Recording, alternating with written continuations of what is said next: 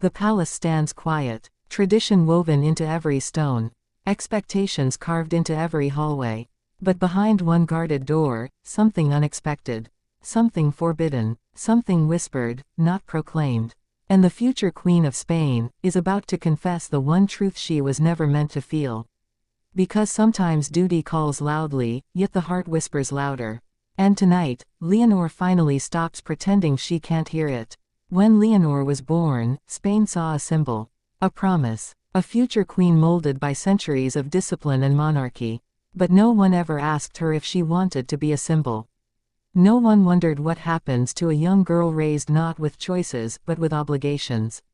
They saw the heir, they didn't see the daughter, the sister, the teenager who scribbled dreams inside the corners of notebooks she hid under her mattress. Or the feelings she tried to bury in silence long before they had a name. Her confession begins not with scandal, but with something far more dangerous for a future monarch: honesty. She once said that a queen belongs to everyone, yet secretly feared that meant she could never belong to anyone. It started the year she entered military training. Spain celebrated her composure, her discipline, her sharp salute. But Leonor remembered something different: the hollow echo of boots on concrete. The way silence grew louder each night. The way she felt herself changing, becoming stronger, yet also losing pieces she didn't know she'd miss. Duty made her powerful, but it also made her lonely. And it was in that loneliness that she first felt it, the forbidden spark she tried so hard to ignore. A warmth she wasn't prepared for. A pull she couldn't control. Not the childish admiration she'd felt before, not the innocent curiosity of a sheltered royal teen. This was something deeper, something dangerous, something she told herself she must never act on. Not now, not ever. But the heart does not bow to royal protocol. Her confession begins with a simple truth she whispered to herself one night after lights out: I want to be strong for my country, but I also want to be seen. Really seen. Because there was someone who did see her. Someone who didn't treat her like a symbol, or a future queen, or a headline waiting to happen. Someone who made her laugh, something she hadn't done freely in months. Someone who asked her how she was, and actually listened to the answer. Someone she tried to push away, because everything about it was wrong. Too risky, too fragile, too human. And yet, she couldn't stop feeling it. Every step she took toward duty seemed to pull her back toward that forbidden emotion. Every salute reminded her that her life belonged to Spain, yet her heart longed for something she feared Spain could never allow. In her confession, Leonor says she tried to fight it. She repeated the rules she'd grown up hearing: a monarch must be composed, detached, objective. But she felt anything but detached. She felt alive in a way she'd never been taught to expect.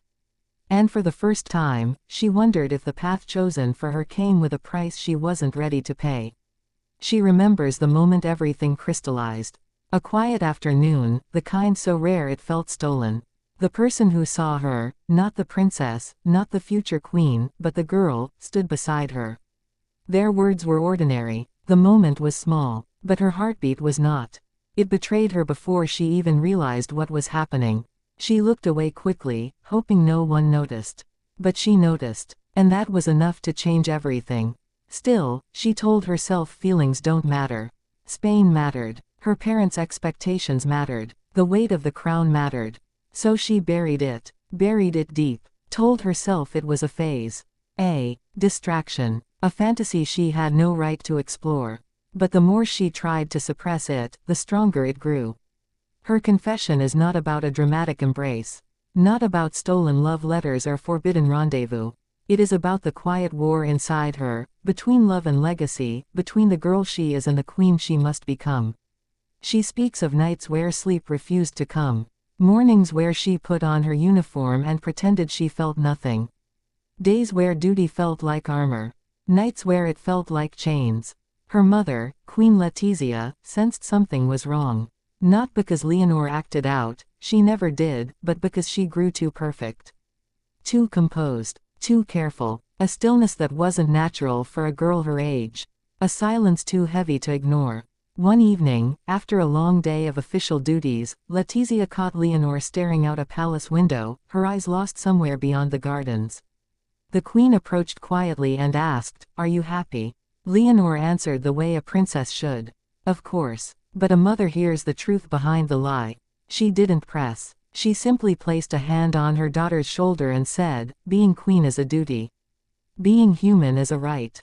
Don't lose one trying to serve the other." Those words stayed with Leonor. They became the starting point of her confession. She began writing in a private journal, the only place she could be herself without consequence. She wrote about her fear of disappointing her family, her fear of choosing wrong, her fear of wanting something she could never publicly admit. She wrote about the person who saw her, about how the mere thought of them made her feel both courageous and terrified. But she also wrote about Spain, about her love for her country, about the legacy she would one day protect, and about how that legacy demanded sacrifice. The question became, how much sacrifice is she willing to give? As the years passed, her feelings didn't fade.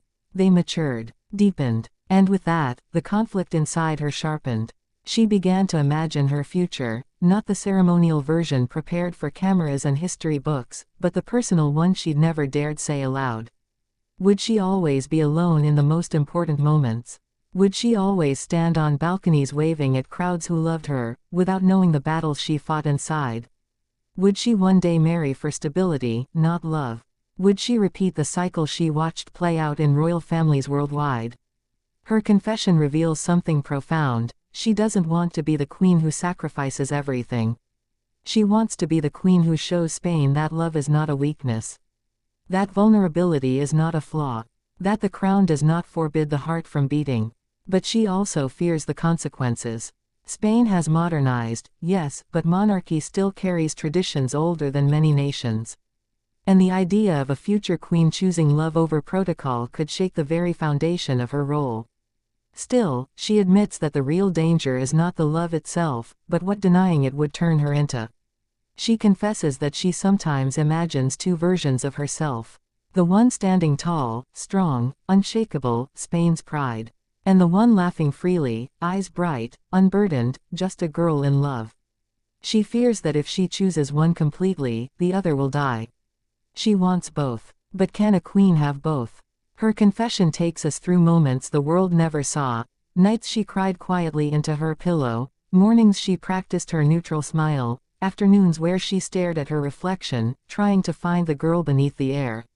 She says that love came to her not as a rebellion, but as a reminder of the humanity she was never allowed to fully explore. She confesses that she envied ordinary girls. Not for their clothes, not for their freedom to walk unnoticed, but for their freedom to love without consequence. And then comes the moment that defines her confession, the moment she admits she never stopped loving. Not once, not for a single day. But she also admits she's no longer the same girl who fell into that forbidden feeling. She has grown, matured, become stronger, wiser, braver. And in that growth, she finally found clarity. She realized the crown cannot love for her. The monarchy cannot tell her what her heart should feel. And responsibility does not erase humanity. It guides it. Her confession ends not with a decision, but with a promise. She promises she will not deny her heart.